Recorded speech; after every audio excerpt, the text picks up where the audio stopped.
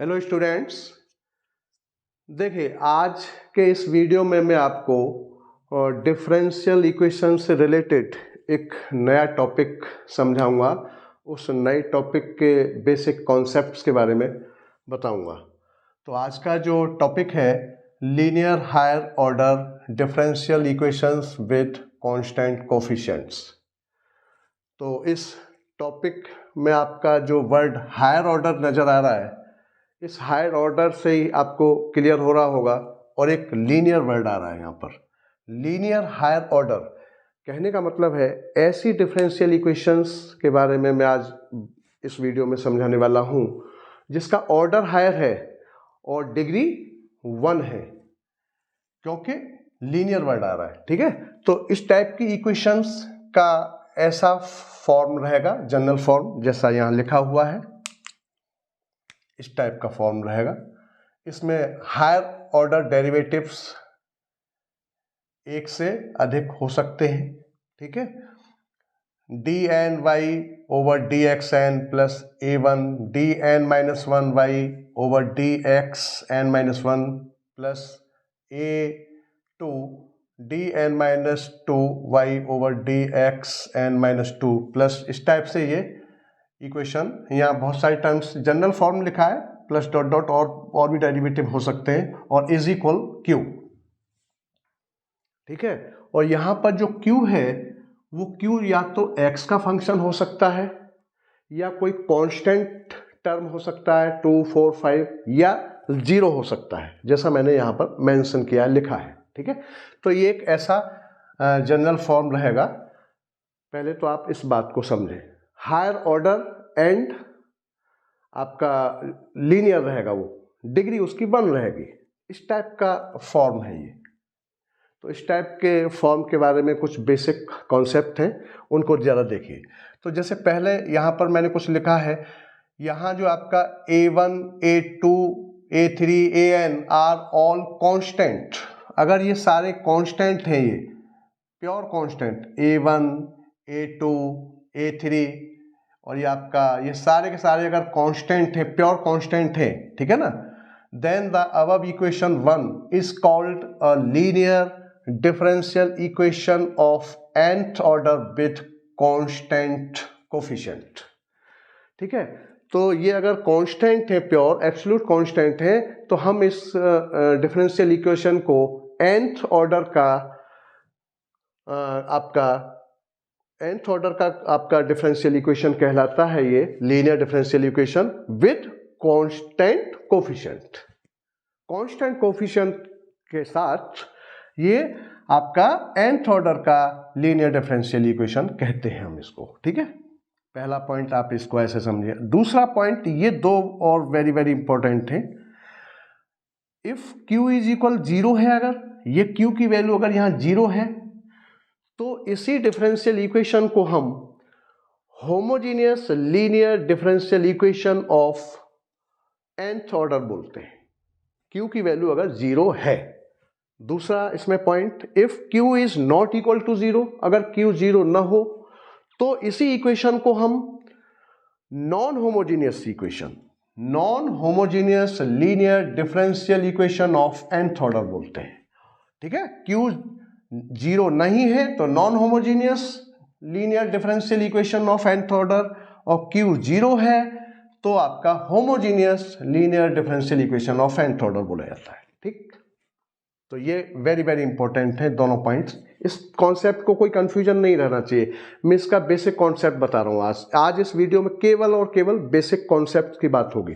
ठीक है, उसके बाद इस क्यू से रिलेटेड ये दो केस और हैं। यहां भी यही कह रहा है कि इफ क्यू इज इक्वल 0 है, तो इस टाइप की इक्वेशन का जनरल सॉल्यूशन हम y इज इक्वल CF से निकालते हैं, और CF जो है शॉर्ट फॉर्म में, CF का मतलब है कंप्लीमेंट्री फंक्शन।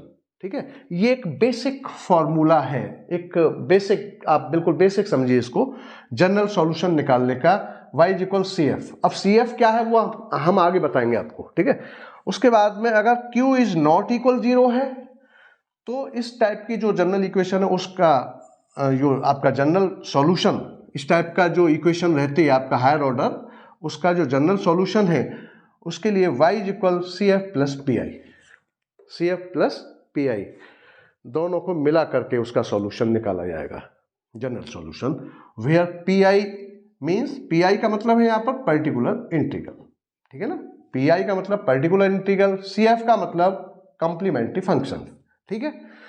तो Q अगर 0 है तो इस टाइप की इक्वेशन का general solution y is equal CF फॉर्मूले से हम निकालते हैं, ये बिल्कुल बेसिक फॉर्मूला है। और Q 0 नहीं है, Q is not equal to 0, then general solution of first equation y is equal CF plus PI, इससे निकाला जाता है। कहने का मतलब है दोनों में CF तो निकलना ही है, इसमें भी CF तो इसमें भी निकल रहा है, दोनों में CF तो निकालना ही है। Q इज इक्वल 0 है तो केवल CF निकलेगा, और Q इज इक्वल 0 नहीं है तो CF तो निकलेगा ही, उसके साथ साथ PI और फाइंड करना है हमें, ठीक है। तो CF का फुल फॉर्म कॉम्प्लीमेंट्री फंक्शन और PI का फुल फॉर्म पर्टिकुलर इंटीग्रल, ठीक है। अब ये CF और PI हम कैसे निकालते हैं, ये है क्या जनरल सॉल्यूशन। हम इस इक्वेशन का, इस टाइप की इक्वेशन होगी हायर ऑर्डर की और डिग्री 1 जिसका रहेगा, ठीक है ना, और ये कोफिशिएंट जो है ना, ये सारे जो डेरिवेटिव्स के ये क्या होंगे, कांस्टेंट रहेंगे, ठीक है ना। तो हम इसको आपका nth ऑर्डर का विथ कांस्टेंट कोफिशिएंट इक्वेशन भी बोल देते हैं, ठीक है ना। तो हम इससे रिलेटेड जो बेसिक फॉर्मूले ये दो हैं, इन फॉर्मूलों को आपको याद रखना है जनरल सॉल्यूशन फाइंड करने के लिए। अगर 0 है, ये Q की वैल्यू यहाँ 0 है तो केवल हमें CF फाइंड करना है, सीधी सी बात ये है।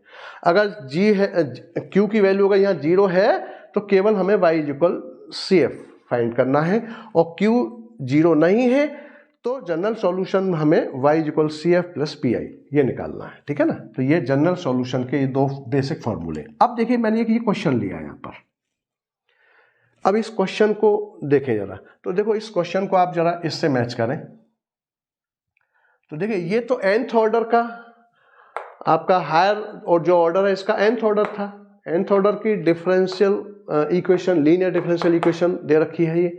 अब देखिए जरा, तो लेकिन ये जो है ये भी हायर ऑर्डर है, इसमें भी डेरिवेटिव 2 हैं, लेकिन यहाँ ऑर्डर जो है हाईएस्ट क्या है 2 है, तो ये आपका सेकंड ऑर्डर की लीनियर डिफरेंशियल इक्वेशन है।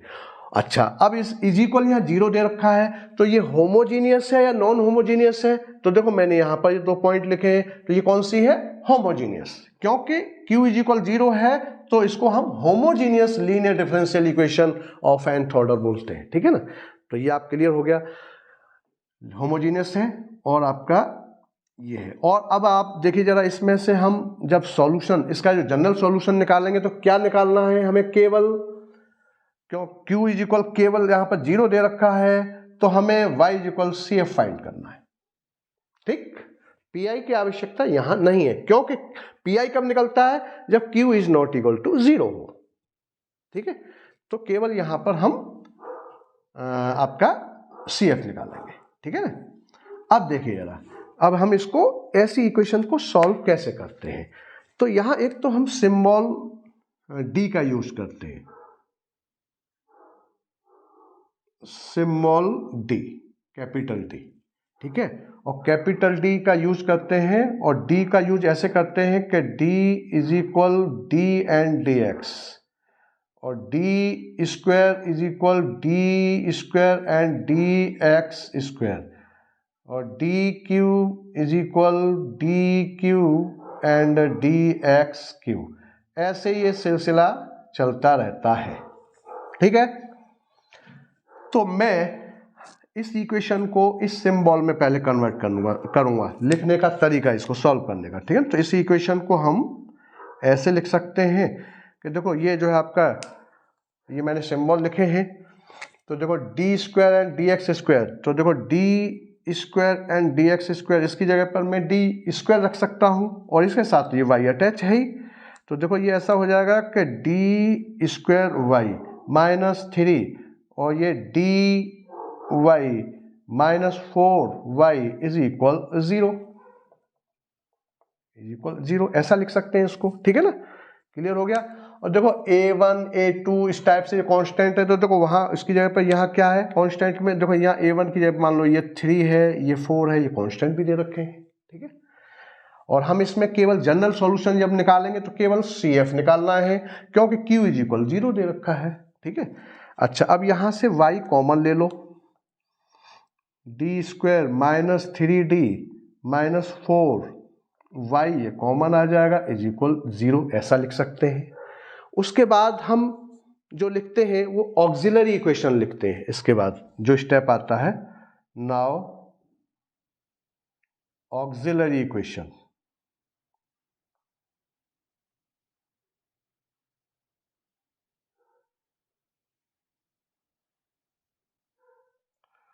नाउ ऑक्सिलरी इक्वेशन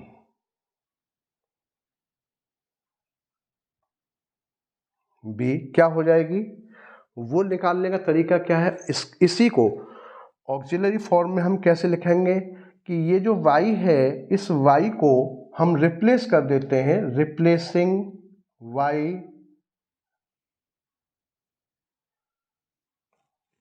क्या लिख दिया, रिप्लेसिंग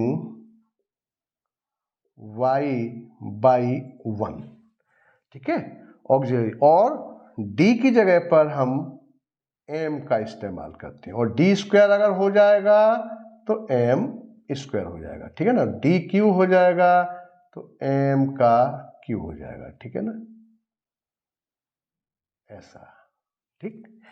तो वो फिर ऑक्सिलरी इक्वेशन कहलाती है। तो इसको हम ऐसे कन्वर्ट करके क्या लिख देंगे हम इसमें, देखो m² माइनस 3m माइनस 4 और इसकी जगह पर 1, इसको 1 से रिप्लेस कर देंगे और इज इक्वल 0। इसको हम ऑक्सिलरी इक्वेशन कहते हैं। क्या बोलते हैं हम इसको, ऑक्सिलरी इक्वेशन, ठीक है।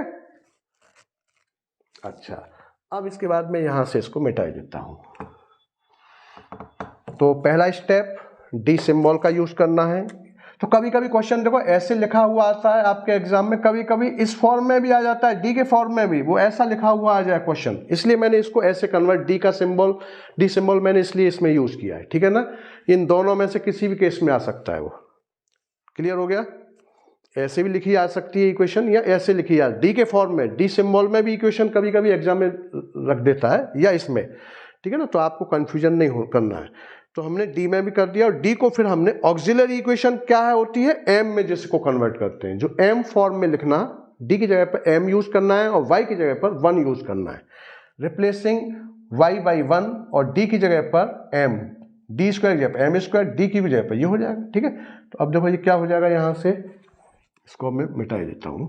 और अब इसके बाद फिर हम क्या करते हैं इसको, तो ये एक तरह से ये हो गया कि m² minus 3m minus 4 is equal 0। अब एक तरह से क्वाड्रेटिक इक्वेशन हो गई m के फॉर्म में। अब इसको हम सॉल्व करते हैं, m की यहाँ से वैल्यू फाइंड करते हैं। तो देखो इसका फैक्टर हो जाएंगे ये m² माइनस का 4m और आपका प्लस का m माइनस 4 बराबर 0। अब इसमें से m कॉमन आ रहा है तो m माइनस 4 बचा और प्लस का 1, यहाँ से m माइनस 4 हो गया, ये इज इक्वल 0। अब m minus 4, m minus 4, m minus 4 और आपका m प्लस 1 इज इक्वल 0। तो m की वैल्यू जो है यहाँ पर 1 और आपका माइनस 1, सॉरी, या 4 और ये माइनस 1, ऐसे लिख सकते हैं। 4 आ जाएगा, माइनस 4 है ना, तो 4 और ये 1 प्लस 1 तो माइनस 1, ये 2 रूट्स आ गई है, ठीक है, 2 रूट्स आ गए। अब बात आ रही है CF की। हम यहाँ केवल CF निकालेंगे, PI का तो मतलब ही नहीं, PI तो हम आगे वाले वीडियोस में लेंगे, अभी PI तो काफ़ी बात की बात है। पहले CF से रिलेटेड बहुत सारे फॉर्मूले हैं, ठीक है। अब ये M की वैल्यू पर डिपेंड करते हैं इसके फॉर्मूले। जब M की वैल्यू रियल यहाँ कैसी आ रही है, इफ M बी, या ये लिख दीजिए, if value of M be real and distinct,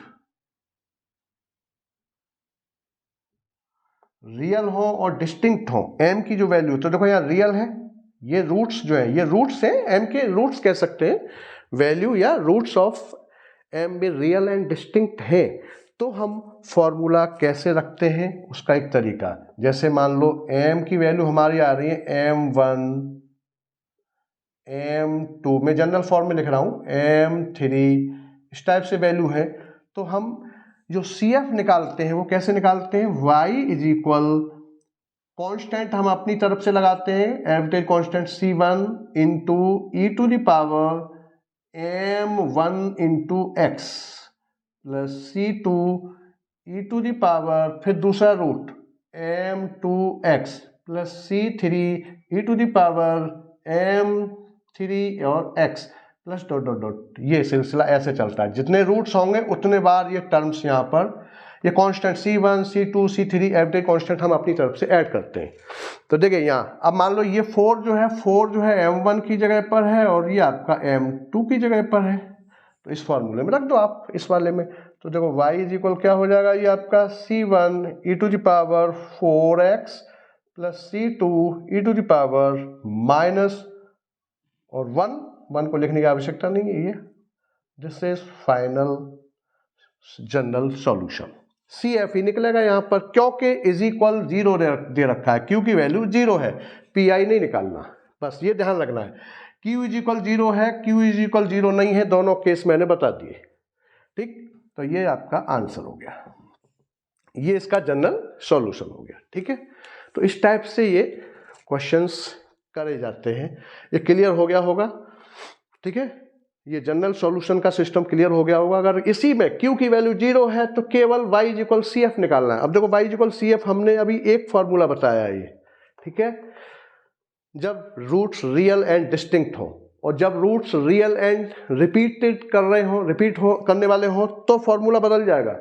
roots जो है इमेजिनरी हो तो फॉर्मूले बदल जाएंगे। तो 3 फॉर्मूले लगेंगे यहाँ पर, रियल एंड डिस्टिंक्ट का एक फार्मूला, रियल एंड डिस्टिंक्ट का एक फार्मूला, दूसरा formula real and same roots का फार्मूला दूसरा, तीसरा फार्मूला इमेजिनरी वाला। तो 3 फार्मूले हमें CF निकालने के लिए लगाने होंगे, ठीक है। तो वही मैंने इस वीडियो में केवल ये एक पहला फार्मूला बताया। अब नेक्स्ट वीडियोस में हम इसके बारे में डिटेल में समझाएंगे, ठीक है ना। तो Q इज इक्वल 0 है तो जनरल सॉल्यूशन का basic formula y is equal CF निकलता है, ठीक है। और Q नॉट 0 है, Q की वैल्यू 0 नहीं है, तो y is equal CF plus PI निकलता है। तो आज के वीडियो में केवल इतना ही, और ये वीडियो अगर आपको पसंद आया हो तो इसको लाइक करिए, शेयर करिए, सब्सक्राइब करिए और बेल आइकन बटन दबाना मत भूलिए। Thank you.